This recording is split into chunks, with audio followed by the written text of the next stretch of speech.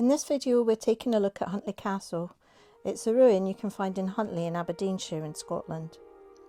We visited in June 2024 to have a look around. The castle is in the hands of Historic Scotland and is looked after by them. The building has seen a lot of changes since the first castle was built on the site in the 12th century by Duncan. No, not that one. Earl Duncan of Fife. But it was in the early 1600s that the palace was transformed into the building that you can see today. It has a bold inscription on the front of it proclaiming the status of its owners then, the 6th Earl of Huntly and his wife. This cutaway illustration shows that inscription and how the palace might have looked in about 1599. The ground floor housed the kitchen and the steward's room, the first and second floors the Earl and Countess's apartments, and the attic floor contained bedrooms. The castle was probably always approached from the east, and you can still see remnants of the cobbled roadway there today. From this vantage point, you can see a lot of what remains of the castle, and the board helpfully shows you all the different areas, from the original Motte and Bailey building, which was built in the 12th century, to the Tower House added in the 15th century, followed by the Brew House in the 16th, and the palace in the 15th and 17th centuries.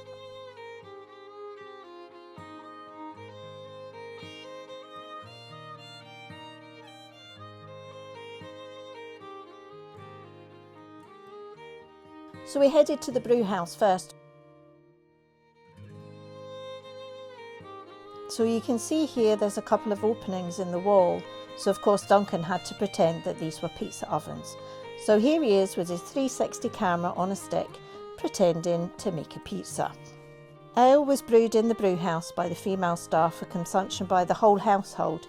This depression in the ground is where the vat for the ale would have stood. After the brew house, we headed into the main castle through this amazing doorway. So this frontispiece is quite a statement, and it's full of heraldic and religious symbols. So on going in, we thought we'll start at the bottom and then work our way up to the top. So we headed downstairs, and this is the basement floor. This originally consisted of 3 storage cellars, and if you head right along to the end, up the stairs and then along this corridor, you come across a pit prison. No, that's not the last visitors, by the way, just a couple of dummies.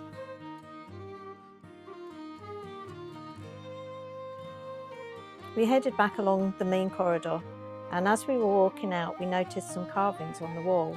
So here we are having a look at those. We also noticed a nest of swallows up on the wall. Oh, cute.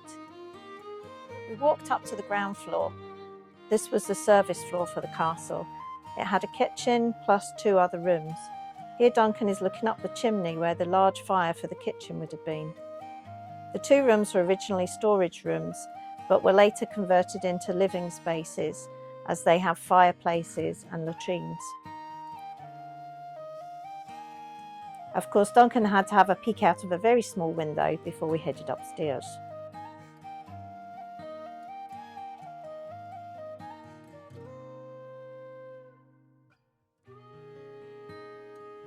We took the circular staircase up to the first floor. The first floor housed the Earl's apartments. The apartments have 3 rooms, a hall, a great chamber and a bed chamber. So here we are, having a look at the hall. So this is a very large room. It would have been very grand, this area.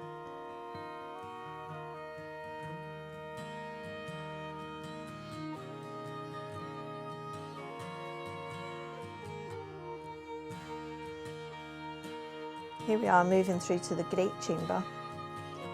And on the wall here there's remnants of some fine plaster ceiling cornice. Just an example of how decorated the area would have been, but obviously not a lot remains. And in this little cubby hole is a latrine. Moving through into the Earl's bed chamber.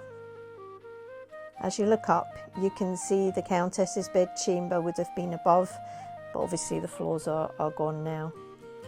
The bedchambers are in the round tower area of the castle that you can see from the outside.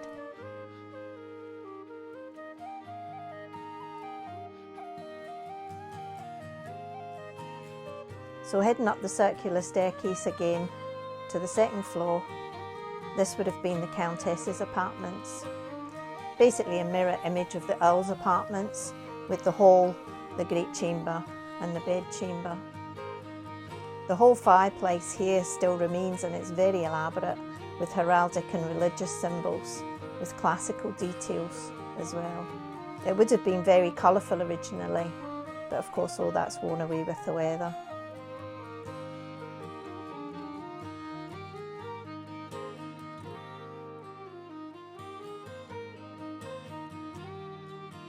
Here you can see the engraving on the front of the castle.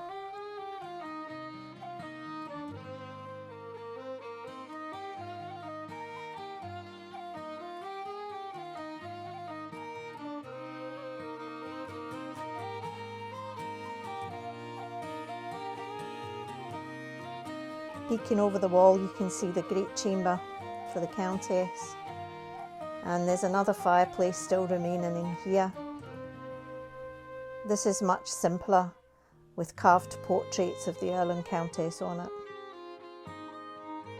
So after we'd had a look around the castle, we headed over to a viewpoint which is on the Ravelin.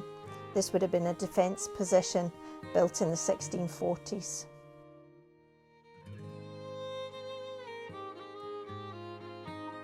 Well, we were the very last visitors, so here's the lady just about to shut up the castle for the night. So this is where we'll end this video. So I hope you enjoyed this wee look at the castle,